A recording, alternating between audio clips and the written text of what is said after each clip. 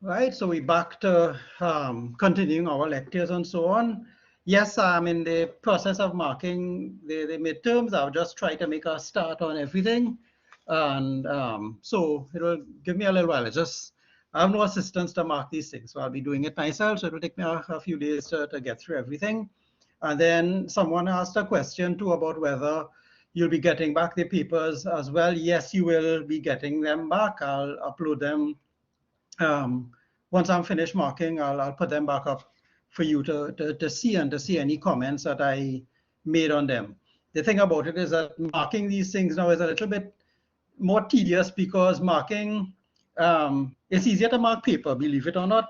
Where when I have something in front of me, it's easier to go back and forth and mark it. But here it's electronic, so marking it in a PDF, I find is just a little more cumbersome. But anyway, we will get that, and we'll have time to go through that as well as part of our revision and to clarify any things that may be still giving people issues. Yeah. So let us start today. Good luck at 100+ papers. Let me see. 80 and is 100 and is a little over 150. So we still have a way, little way to go. Teachers work hard, you know. Okay, so let's continue here. When we last ended, sounding like those soap opera TV shows. When we ended last, we were talking about the Fourier transform, and we had looked at the properties of them, especially the properties of certain of the test signals that we use a lot, which were the impulse, and we saw that the Fourier transform of an impulse was essentially a very flat, infinite frequency signal, which is why it was such a critical test to perform on a system. And basically, when you put an impulse into a system, what you were doing was to subject the system to a phenomenally wide range of frequencies coming into it. The other signal that we looked at was, of course, the unit step. We saw that the unit step had two things where when you started to look at the unit step in the frequency domain, and remember that's a little distinction here that when we talk about the unit step in the time domain, we talk about things like it being a causal signal, you know, nothing before, nothing less than t equal to 0, and then 1 afterwards. So you have this idea that it goes from 0 to, you know, some positive value. But when you look at it in the from another perspective, which happens to be the frequency components of it, we see that that sudden change has a DC component that is half the value of the step, whatever the value of the step happens to be. If it's a unit step, of course, it's just exactly half. And then there's the other side of it, which is the frequency spectrum, which is a decaying exponential kind of spectrum. But that sudden change gives us an impulse right at DC. So that when you put a step onto a system, you subject it to an impulse right at DC, and then you have this decaying sort of frequency response going forward. And then you were left to figure out what was the spectrum of a sinusoid. I think that was the last example, and to do and think about that. And it's very straightforward if you think about it in terms of the properties of the Fourier transform and what a sinusoid is in frequency. A single sinusoid has one component in frequency. So if you remember that, and the properties of the Fourier transform, and I told you already to use Euler's relationship between sine and e to the j omega t, you would be able to figure out exactly what the answer was. All right, so that's still there, and we'll talk about that maybe in the next tutorial that we meet, or when we're doing any revision a little bit later on. So up at this point in time, we have a sort of mini table of what we have come up with so far, which is like what you know from the Laplace transforms, right? So all of these things people go through and would develop all of the from the signals that you have, what exactly are they? the Fourier transforms of the types of signals that you're going to deal with. And there are many around the place, so that you don't have to go over and basically reinvent the wheel. But some of them you should know by heart. So and we went through the ones like the what do you call it, the impulse. We spoke about that, right? This one, this particular one, these two actually came about together. That we saw that an impulse in time gave you a 1 in frequency, and a one or if you like, a constant in time give you an impulse in frequency. So that's the thing. You would have met it maybe in your digital electronics, something called duality, right? So an impulse in time translates into a constant in frequency. An impulse in frequency inverse transforms to a constant in time. And because of that, we were able to derive the Fourier transform of a step, which gave us a combination of a sort of a hyperbolic kind of decaying frequency response and an impulse as well. Okay, and then we saw if you wanted to make a practical impulse, well, the closest that we get to that is a very narrow, very tall pulse that we could do this particular one, and that gave us this kind of behavior in frequency that we call the sinc function. And that is something that will come up time and again here and in other courses as well. And the sinc function, of course, looks like this. Sorry, the line is supposed to go there. It's going up and down, up and down, up and down. All right. The magnitude is 1, right? And it has some zero crossings here, depending on multiples of a over 2. Okay. And what we saw is that if you made a very small, that these points here, the zero crossing points, moved further and further apart. And eventually, when a was 0 and the pulse became an ideal impulse, then the spectrum flattened out to become the constant in frequency. All right. So that behavior, you need to remember that it's going to come up a lot. And I'll mention this a little bit later on when we talking as we continue with our discussion on filters later on this evening. Just a little bit about that comment on the sync spectrum, right? Just to keep in mind. All right.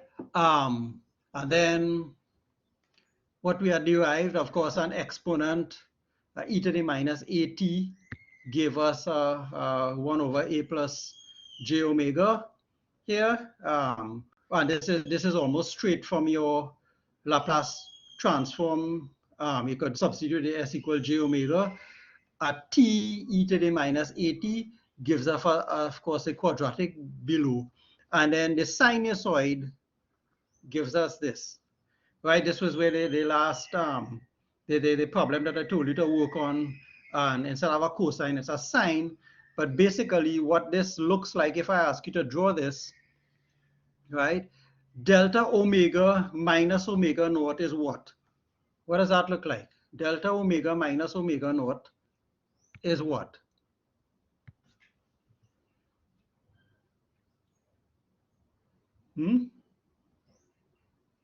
Yeah, I know the coffee hasn't soaked in, especially for those of you who are 1 hour behind us. But delta omega minus omega naught is what? An impulse where?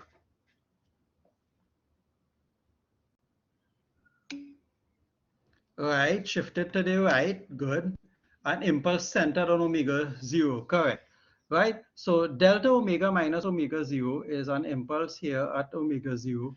And of course, delta omega plus omega 0 is an impulse at here. Right, so that the Fourier transform of cosine omega naught t, right, and cosine omega naught t, of course, is this function, right? It starts at 1 and so on. When you look at that, this is time. And when you look at that in frequency, right? You see that the spectrum, remember the Fourier transform is a spectrum. The spectrum of this is a frequency at omega. And of course, when we have minus omega naught, because remember we're dealing with complex numbers, so it has a real and an imaginary part to it.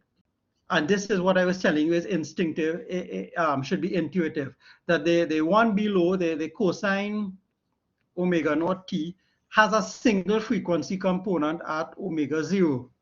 So therefore, the spectrum will have a single frequency component, which is at omega 0. But because we are dealing with the complex numbers, and we mentioned that already, that in order for the mathematics to be correct, we plot it as omega and minus omega 0, right? And that is because of the fact that the Fourier transform has an e to the minus j omega in the integral. Right, that j is going to create a complex conjugate, so it must have a real, a positive and a negative in order for it to work out, right? And pi, of course, is the weighting. So the height of this, the height of the impulse is pi, right? Fair enough? Make sense? Yeah? So you will apply that to the sinusoid and see what you get. It should have one frequency component, but how does it look when you draw it out is what the little difference is, right? Sinusoids are always a little bit more complex because sine, when you convert sine into the complex exponential form, it has a j in it. So it just makes things a little bit messier. But we're all right on this. If you have any questions, of course, let me know. Okay? Right. So you go on here, and one of the things now, one of the uses of the Fourier transform is that we could solve differential equations as well. You remember the primary purpose of the Laplace transform was to help us to solve LTI differential equations, in that you didn't have to integrate the equation and do integrating factors and the like. Once the equation was able to be translated or transformed, then you could use the properties of the Laplace transform and solve the differential equation. The same thing happens here with the Fourier transform. Once we're dealing with, of course, it can solve any problem that the Laplace transform can solve, but it could also solve problems where you have non-causal inputs, right? So because of the fact that the integral for the Fourier transform starts at minus infinity, whereas the Laplace transform, of course, starts at just before 0. So there's a little bit of a difference. This is why the Laplace transform, you need to do initial conditions. In the case of the Fourier transform, you do not. Right, and if you go back here, of course, you can solve the following differential equation, and from the properties which we did before, the properties of this would be exactly the same as the Laplace transform, except that you don't have the initial conditions. So if you run it, you remember that dy dt, if you take the Fourier transform, you get a j omega y of j omega, right? This is why I said to always kind of get in the habit of writing it as y of j omega instead of what some books tend to do, right? The j omega will remind you that, for instance, when you're taking a derivative, that there's a j omega in front. If you are accustomed writing it like this, there might be a tendency to put omega, y omega, and in which case you're going to get an incorrect answer. All right, so just get into that habit of writing the Fourier transform as y j omega instead of y of omega, and then just applying it to what we had before. The question was here, so this is going to give me a j omega y j omega, right, plus y j omega, and this is going to give me an x j omega. All right, so that's the first part. So you get all the y's on one side, all the x's on the other, and then you go to the table as well and get what x of j omega is. Xt is e to the minus 2t, so you could get what xj omega is. So you go through the steps, group the y's and the x's together, and from the table, you know that e to the minus at going to give you 1 over a plus j omega. And again, this is like the Laplace transform. If you forgot, right, you just is the same 1 over a plus s, but you let s equal to j omega. Remember, there are some exceptions, and it doesn't work for certain signals. So in most cases, we will give you a Laplace, a table of transforms anyway. So you make the substitution here. So x j omega is this now, and then you put it all together, and this is what y j omega is. And how you solve it is the same process as before. Once you have this here, you're going to now to solve this particular equation, you're going to have to separate into partial fractions and then go back to the tables themselves. So you separate it into partial fractions. So this is going to be an a over 1 plus j omega plus something over a b plus something over 2 plus j omega. Excuse me for half a second.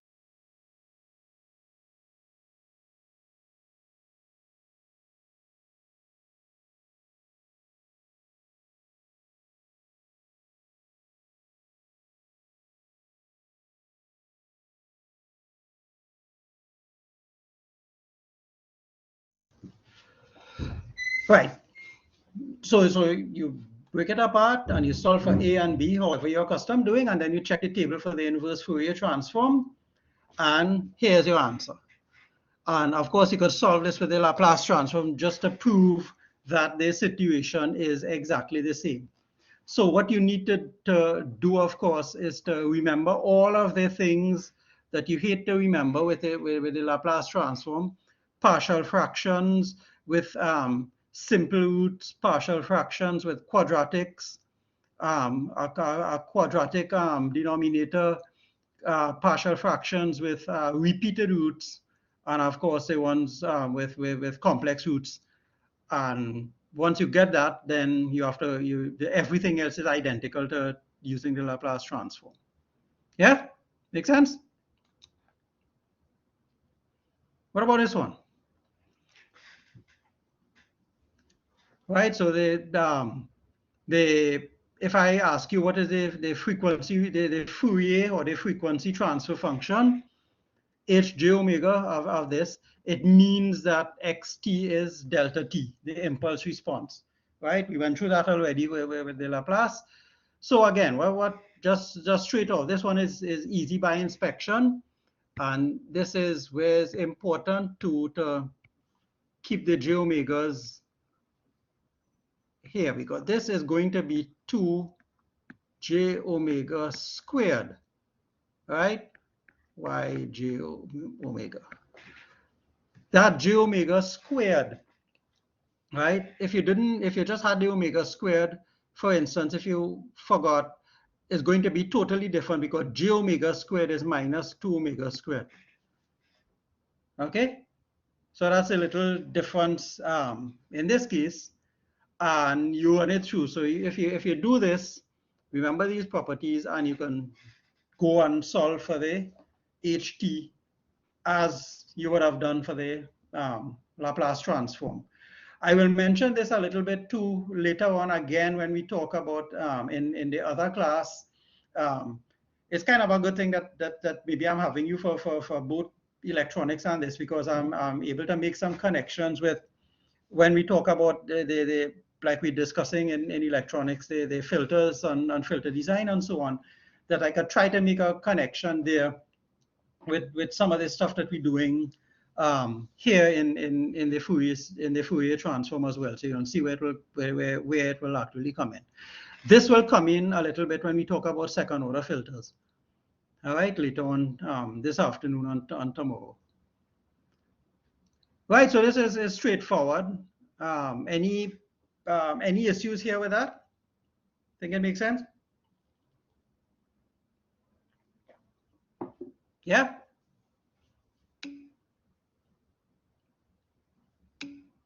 Makes sense. Good. 2 people. All right, not too bad. Right. So somewhat, okay, 2 and a somewhat. All right. So we've watched something so far. We saw that when we were talking about, and we started talking about this even before we looked at the Fourier transform, that the impulse response of a system give us a transfer function. So in the Laplace domain, we get the transfer function. In the frequency domain, we get a version that we call the Fourier or the frequency transfer function. All right. Okay. The step response in the time domain, you get the transient response. And then we saw when we did second order systems that the step response gave us things like that. You remember things damping, overshoot, and the like. So the other part now is that what is it? The sinusoidal input us a signal, sorry, a sinusoidal signal to a system give us with respect to omega. That proof is a little bit complex, and you will come across it in, so only the j omega would, just let me get that again, half a second. Only the j omega to the power n, correct, correct. It is exactly like the Laplace transform, right? You remember in the Laplace transform, if you have what do you call it? A d2y dt squared, right? Assume you have no initial conditions. This is s squared ys, right? The same thing with the Fourier transform, except that keep that j omega inside of the bracket, right? So if you have a third order system, for instance, it's going to be j omega cubed, right? Which is going to give you minus j omega cubed when you open up the brackets.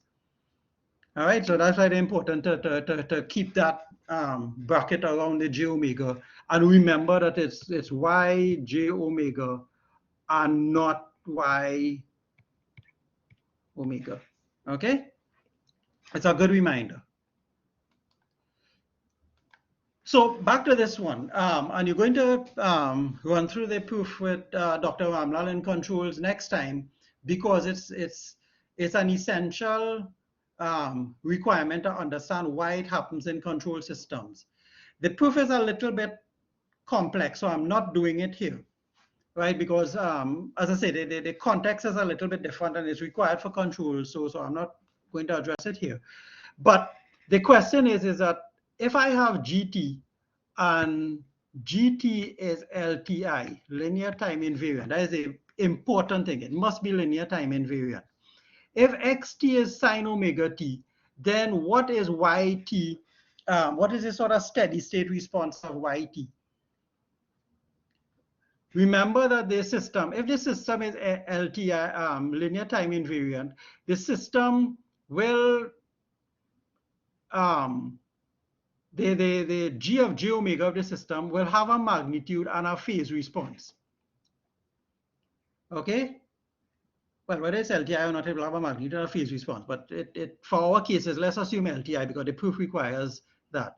So any system, you know the system, the Laplace of the system is GS, but the Fourier transform of that, right, which will be G of j omega, well, of course, this is complex, so it must have a magnitude and it must have a phase.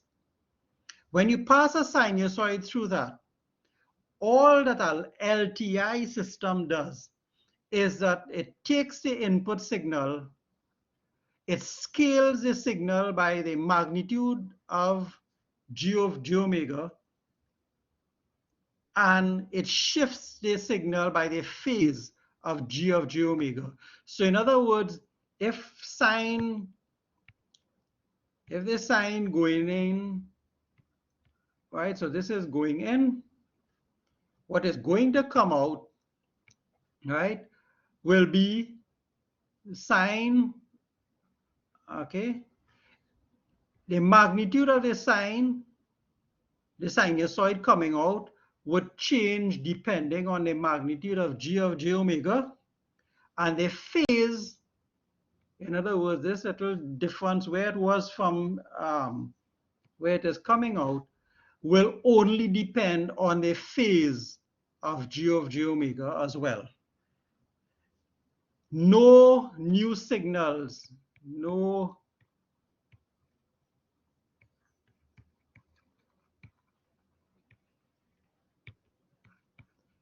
right? No new frequencies are created at all. That is the linear, that is part of the linear part of it, right? So once you have, and this is great for us, right? Once we make the assumption, and there are many systems that we could make linear, time invariant, right? That if you put a sinusoid in, you're going to get, so if I put sine 100 hertz sinusoid coming in, then what is going to come out of that signal, of that system, sorry, that LTI system, is going to be 100 hertz sinusoid, but it's going to be amplified or attenuated, and it's going to be shifted around in phase. But I'm not going to get a 200 hertz signal, I'm not going to get a 500 hertz signal, and so on coming out of it. All right? Which is very important for us, and it also makes that makes the system predictable. Because just think about it, if I were to put a 60 hertz signal into some system, and then coming out of the system, I have 60, I have 100, I have 150, I have 200, all sorts of random other values coming out, how am I going to use that for anything meaningful? Okay?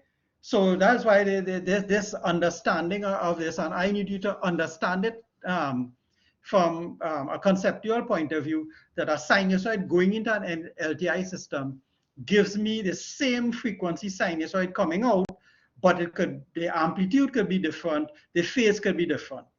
All right? The proof, I said, will be a little bit later on. It's a little more advanced, but by the time you get to the proof, you would be you would have done the background work already with Mr. Ramlal. Yeah?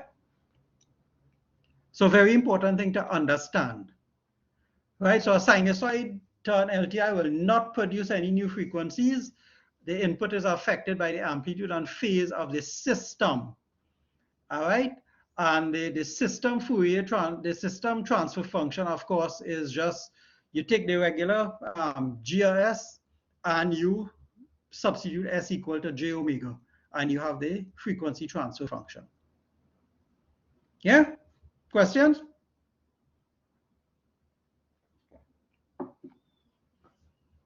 You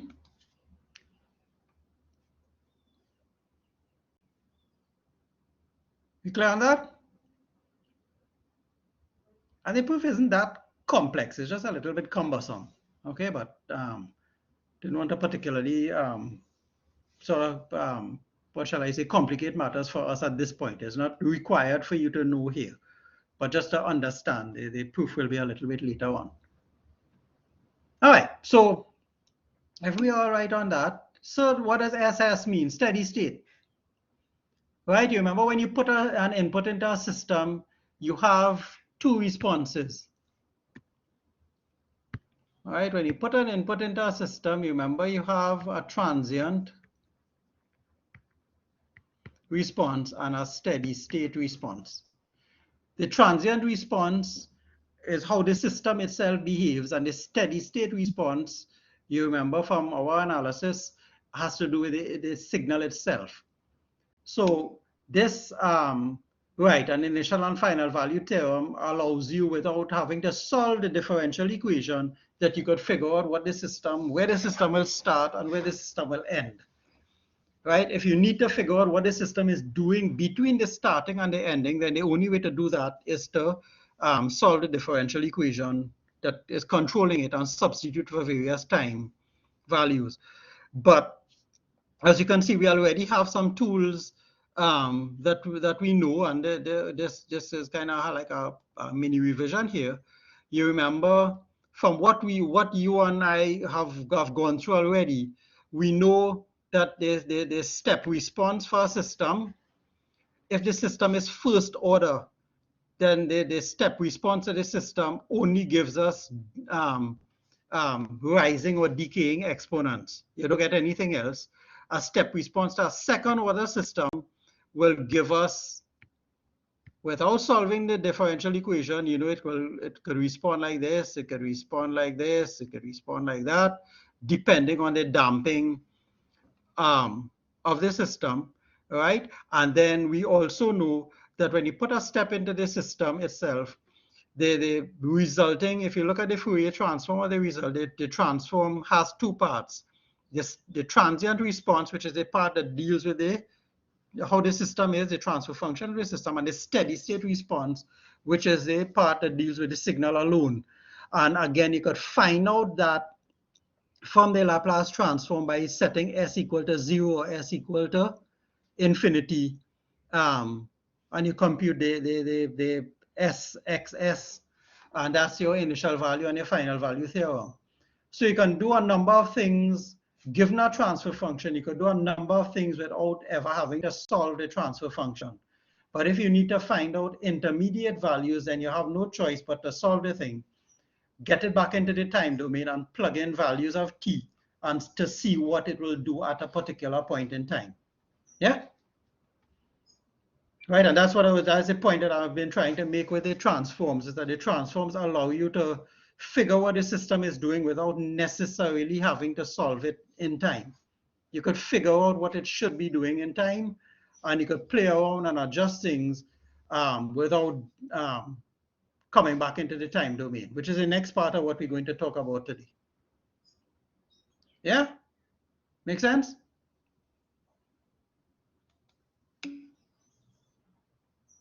Right, so let's go back here.